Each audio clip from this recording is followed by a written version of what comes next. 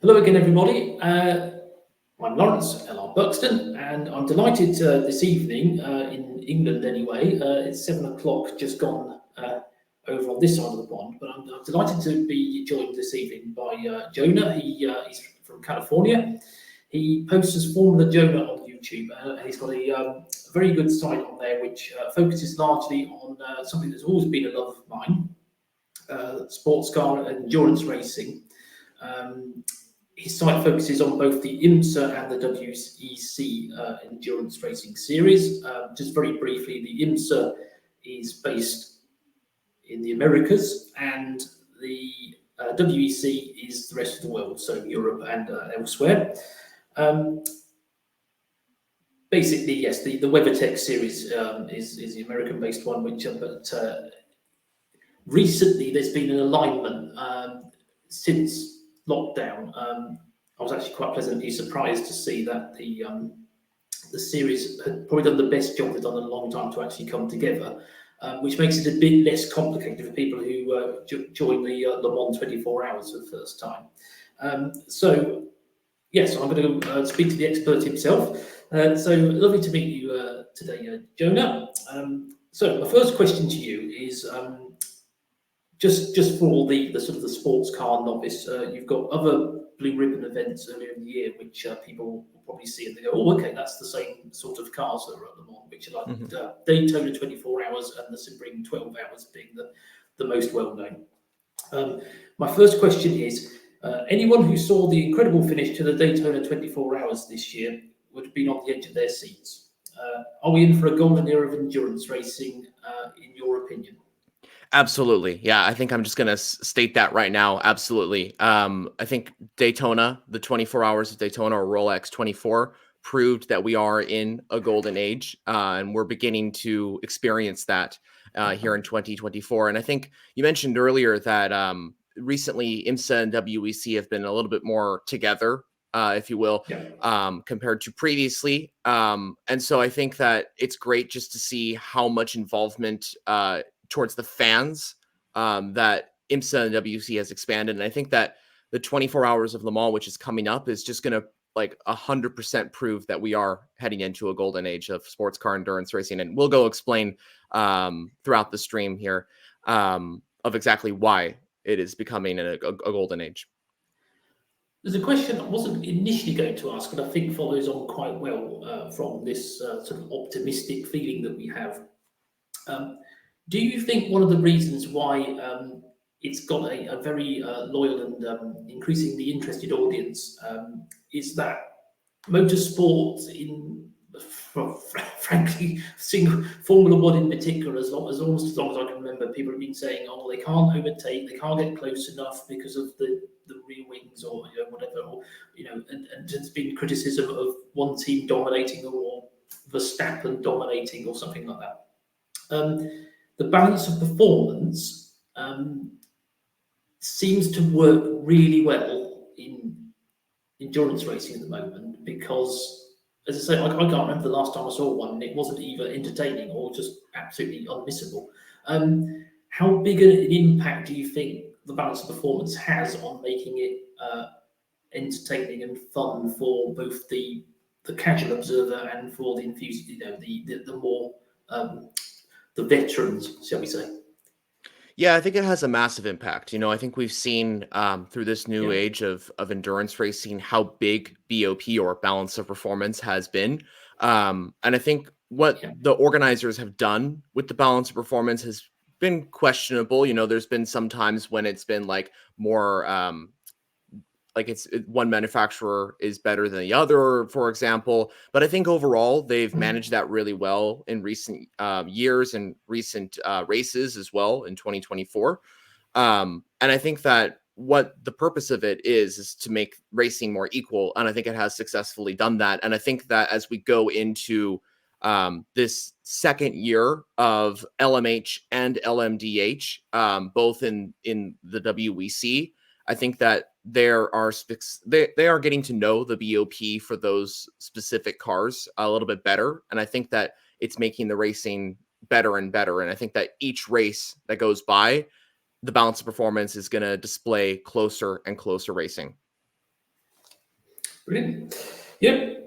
Well, and it's pretty good from what I've seen of it this year. It's pretty good as it has already. So, the next question, as I said before, you're on the west of the big pond, and I'm on the east.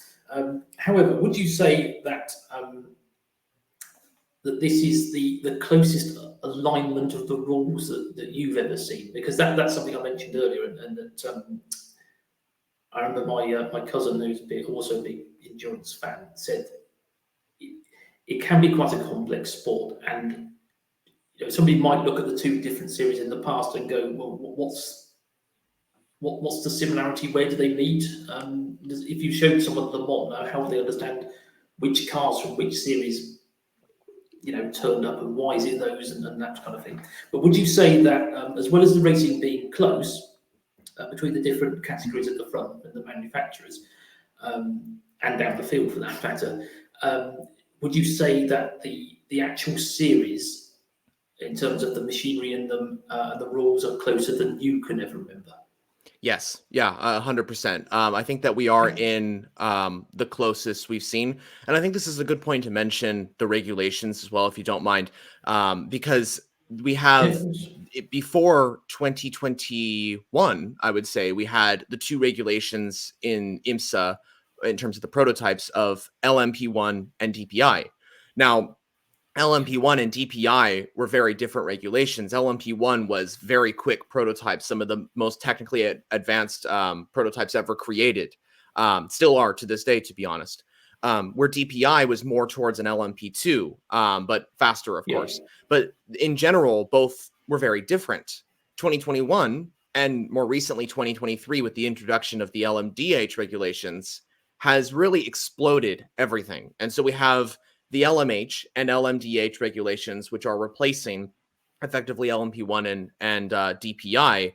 But in general, they are very similar to each other and sees closer racing. And so what that's done is allowed for IMSA and WEC to allow the same rules in their top categories, allowing for multiple manufacturers to compete simultaneously in both championships. And I think that is the reason why it's so together now than before. I think people can argue that the last time we saw a super close time of racing between IMSA and WEC, even through the other names, was through the Group C era, which was very dominant, very successful, and arguably still the pinnacle of endurance racing to this day. However, it still was different, compared to LMH and LMDH. Those were older times, a long time ago, compared to now. They're faster prototypes back then than now because of the regulations. But now I think what's happened is that we have even more manufacturers than Group C and more explosive just together between IMSA and the WEC. I think that's the simple way I can say. And I think it's really down to LMH and LMDH. I think that's the reason why it's so close together between IMSA and the WEC. And I think even the GT regulations as well has gotten so amazing, with the introduction of LMGT3 in the WEC and IMSA also running the same regulation. It just fits. And I think that both motorsports know that. They know that they want to have simultaneous championships of pure endurance racing, because ultimately what they want and what we want as fans is entertainment and just continuing to be better in every way. And I think that's exactly what they're doing. So yes, to answer your question, I think it is the most we've ever seen in terms of the collaboration between IMSA and the WEC. Yeah, one thing that really impresses me is when there's a potential setback like Glickenhaus. I think at the end of last season, they decided that they couldn't afford to keep doing it, which was a shame, because I thought that they punched above their weight. They were a very, very, their car added a lot of, interest to it. They were competitive, I thought, but obviously they took a sensible financial decision. But new manufacturers are coming in. Aston Martin are rumoured to be coming in soon, aren't they? With the Valkyrie, I think it is. Yep. Mm-hmm. And other ones too, which neatly brings me on to my next question, which is to say that at the Le Mans 24 Hour in June this year, we've got incredibly competitive set of manufacturers: Cadillac, Porsche, Toyota, BMW, Lamborghini, Ferrari, and Peugeot, all fighting for overall victory, along with other cars as well. In the top category, who would be your favourite to win out of those? And if it's a works team or even a very strong privateer team like Jota, who's your favourite to win and why, Jonah? So this is a very interesting question because of how competitive the field is. I mean, this is so competitive. 23 hypercars in the top class. I think we haven't seen that since the Group C days, which is just absolutely incredible. Every time I think about it and talk about it on social media, I just am marveled by the fact that we have this many cars. But I think that we're going to see a 5-way manufacturers championship race win fight at Le Mans. And I think it's going to be between Porsche, Ferrari, Toyota, Peugeot, and Cadillac. I think it's going to be between those 5. Last year, it was Ferrari versus Toyota. Those were the 2 manufacturers that were battling out for the race win. And I think heading into this race, it'd be really weird to not include those 2 manufacturers to fight for overall victory. So I think that they are going to be the benchmark. I think Ferrari and Toyota are going to be the ones to beat. However, as we have seen so far this season, and as we have seen so far in IMSA as well, Porsche has been on absolute amazing form in 2024. They've been on the podium in every race of the WEC and IMSA. They've won 2 races in IMSA, 2 races in the WEC, most recently with Hertz team Jota and Penske in IMSA and WEC respectively. So I think that it's just going to be Porsche trying to fight Ferrari and Toyota and potentially being the fastest overall. So we'll see how that goes. But I would not exclude Peugeot and I would not exclude Cadillac. Cadillac is known to be very quick around Le Mans, as proven last year. They were in a position to lead, and even Peugeot as well surprised a few people with their radical design of the 9X8, and they were fighting for the win at a time.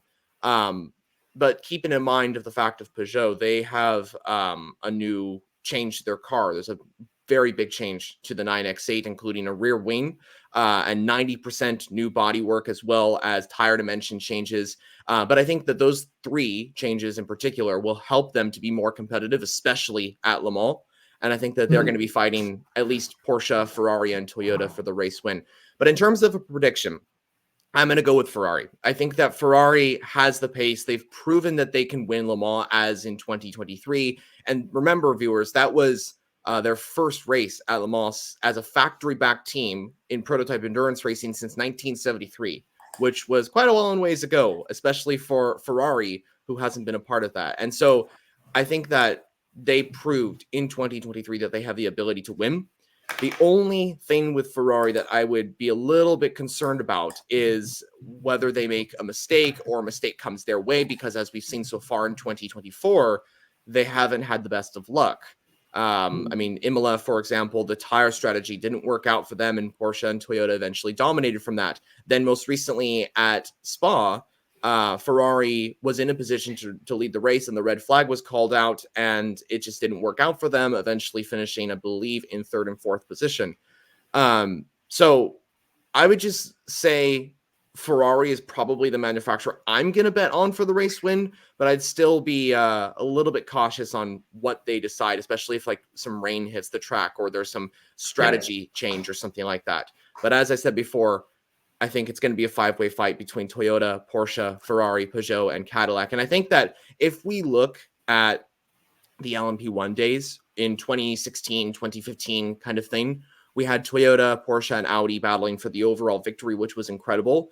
And if we go back in time and think at that moment that if we would have 5 manufacturers battling for the overall win at Le Mans with over 23 cars at the circuit competing for overall victory, I think that that in itself would marvel us at the time of 2015 and 2016 during the LMP1 days. So ultimately, I think we're going to have an amazing fight, and I do think that Ferrari is the manufacturer to beat. Yes, it's interesting because Ferrari surprised a lot of people last year who probably don't know that the AF Course team has been, very well run for so long in the GT category. Right. With just how professional they were in that, they got to the front and people thought, well, Toyota have won it, 7 times on the bounce, admittedly against slightly limited manufacturer opposition in recent years. But to stand up to the pressure from them and to hold on to the win, it was a great story for the sport because Ferrari hadn't won since about 1965 at Le Mans. Mm-hmm. So it was a massive story, and I think a lot of people were pleased about it. But as you say, although Ferrari are not going through a particularly great year so far, as you say, they were genuinely unlucky, I thought, at Imola, because that was a slightly unusual stoppage, really, wasn't it? It was, yeah. It's odd, isn't it? Because I remember years ago when you'd get a team like the Works Mercedes, for example, won all the rounds of the championship in the FIA GT series. But then they had that infamous. It was around the time of the flying CLRs at Le Mans, and they struggled to turn it into victory in a 24-hour race. So no matter how quick the car was, and no matter how dominant it was at the shorter races, it's not always a good barometer for what will happen at Le Mans or other longer races. And that's the exciting thing, isn't it? That Porsche had a disappointing year last year, you might say. Had the crash when they were doing well with VVA, and the works cars had all sorts of problems. But as you say, they seem to have got their act together, as you probably expect. You've got the fan favourite rumbling Cadillac, and that sort of did better than people expected last year. So yeah, it's in the top category. I mean, it's everyone's picking the car they think will do well, but we're certainly having a lot of fun finding out. So the next question, going a bit further down the field, one of the great appeals of endurance racing is the different classes that compete all at the same time. So as well as the LMDH and the hypercars, you've got the various GT cars, which can sometimes be split depending on the series into amateur and professional, and the LMP2 machinery. Which do you think of all the classes in the field will be the hardest fought, and which are you particularly looking forward to? Well, I mean, some would say hypercar is the one that's going to have the best racing, but I think that LMGT3 is going to provide what we saw in the GTE Pro days, which was, I believe, the pinnacle of that was in 2018, I believe, I want to say, somewhere around there. And that was a great time for endurance racing and GT racing in particular. I think that this new LMGT3 category at Le Mans is going to revive what we saw in that era of GTE Pro. And that's simply because of the regulations of GT3 and how the BOP works with GT3 regulations, as well as the fact that there is 9 manufacturers in LMGT3, 9. And these manufacturers, I mean, they're not small, they're big brands. I mean, you have the likes of Porsche, BMW, Ferrari, Lamborghini, McLaren, Lexus, and so on. There's so many successful brands here in GT endurance racing, and basically we're bringing them all together for one of the biggest races in motorsport. So I think this is just going to be absolutely incredible. I think LMGT3 is going to provide the best racing across all 3 classes of the hypercar, LMP2, and of course LMGT3 during Le Mans. And I honestly cannot wait for the GT racing. I think this is something that fans need to pay attention to during the 24 hours of Le Mans. And I think that sometimes GT racing kind of gets excluded when it comes to the hypercars or the LMP2 because they're so far out there, they're so quick, there's a lot of manufacturers involved. But GT racing is as close, even better maybe than prototype racing. So definitely at Le Mans is a category you should check out, which is LMGT3. Yes, it's interesting you mentioned when you thought the GT sort of the high water mark was, because there is an argument to say that a few years ago, sort of ironically before the pandemic and before the reinvention of the top classes, that the GT racing was probably where all the action was, because it was just incredibly competitive. There'd be cars, there'd be a train of cars literally for hour after hour would be fighting it out, and almost as if it was a sort of 20-lap sprint race or something, Yeah. And yeah, when you had a sort of diminishing amounts of manufacturer involvement, you could still just tune in and watch the GTs. Okay, I'm going to put you on the spot again. I know this is probably a bit unfair because you're not Nostradamus, none of us is. But which team or driver do you think people should keep their eye out on in the GT category, Jonah? Iron Dames. I'm just gonna straight out say that Iron Yes. Dames is a team that viewers need to keep an eye on. They have been super consistent in past endurance racing series. I think that team is one that is qualified to win. United Autosports, another one that I think a lot of people should keep an eye on. They have McLaren machinery this year. They've won before in the LMP2 category at Le Mans. And so I think that team's definitely going to be competitive.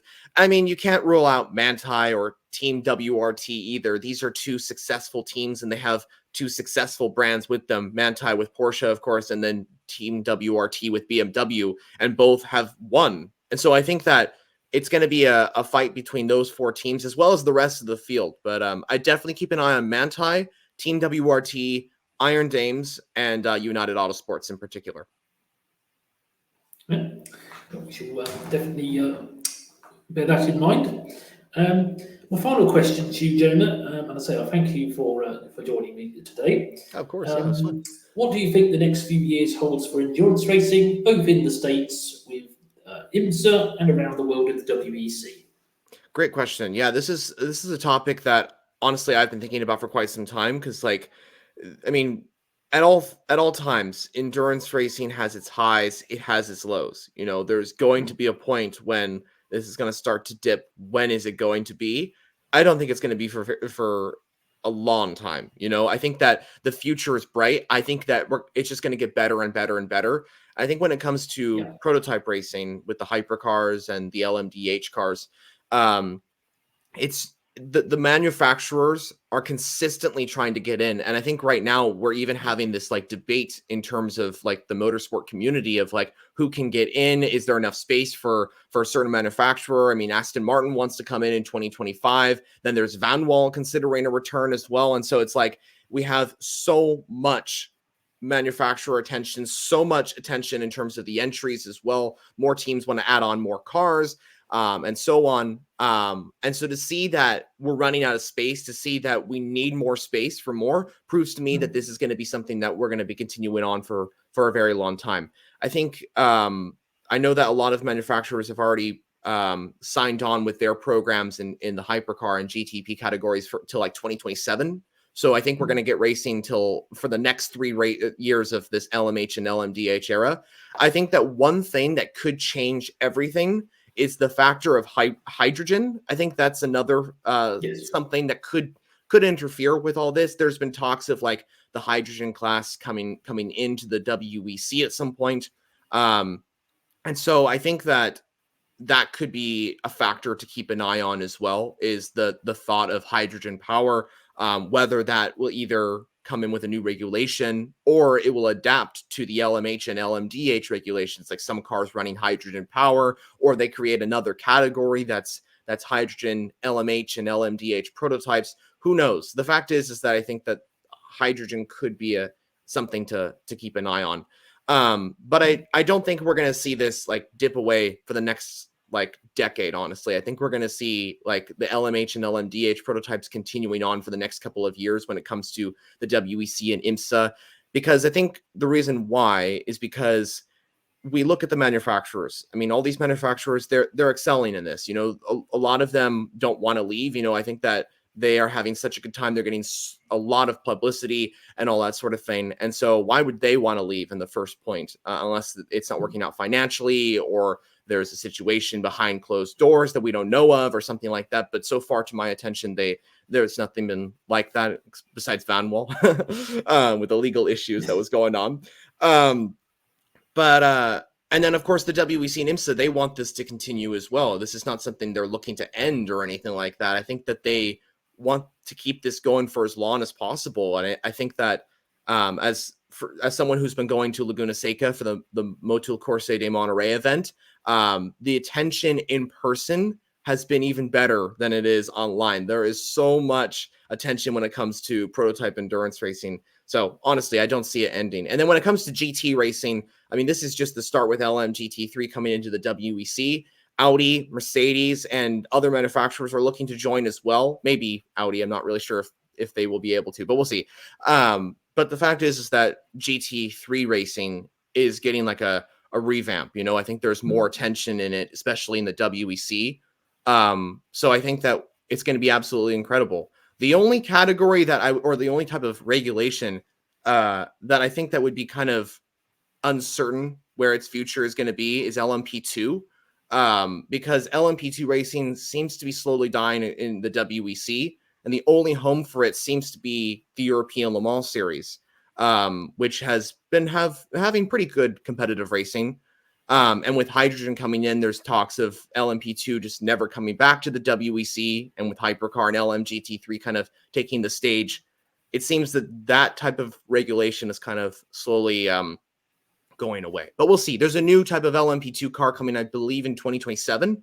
So we'll see how that goes. It's going to be interesting. But yeah, I think we're really in a good time for endurance racing. I think this is going to be an incredible era. And I've said this multiple times before in past streams and all that sort of thing. And here I'll say it as well. 2023 was just the spark. 2024 is just the aftermath of what's happening, and it's going to get better and better every year. And I think 2025's Le Mans will be even better than this year. And same goes for 2026. And I really believe that it's just going to get better from here. Brilliant. Well, thank you very much, Jonah. Yes, I think we've all learned plenty from yourself. It's been very informative, and I've certainly found that extremely interesting. Stuff I didn't know.